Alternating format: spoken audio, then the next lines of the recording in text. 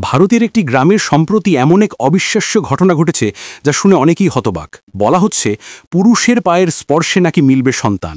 এই বিশ্বাসকে কেন্দ্র করে গ্রামের অসংখ্য নারী মাটিতে শাড়ি বিছিয়ে শুয়ে পড়েছেন। তাদের বিশ্বাস, বিশেষ কিছু পুরোহিতের পায়ের ছোঁয়া পেলে তারা সন্তান লাভ করবেন। দৃশ্যটি ছিল অবিশ্বাস্য। দীর্ঘ লাইনে দাঁড়িয়ে থাকা নারীরা অপেক্ষা করছেন শুধু সেই পবিত্র স্পর্শের জন্য। স্থানীয় মন্দির প্রাঙ্গণে আয়োজন করা হয়েছিল এই অদ্ভুত নিয়ম।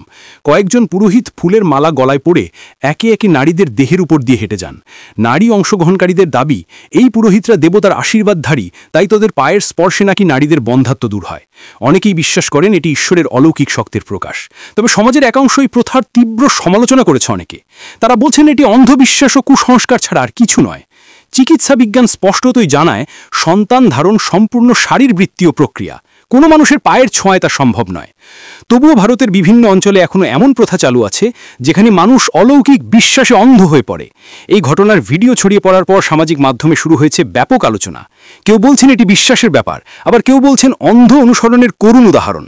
অবশেষে বলা যায়, বিজ্ঞান ও যুক্তির যুগেও মানুষ যখন কুসংস্কারে ফাঁদে আটকা পড়ে, তখন এমন দৃশ্য সমাজে আলোচনার জন্ম দেয় আর প্রশ্ন তোলে আমরা আসলে কতটা শিক্ষিত হয়েছি।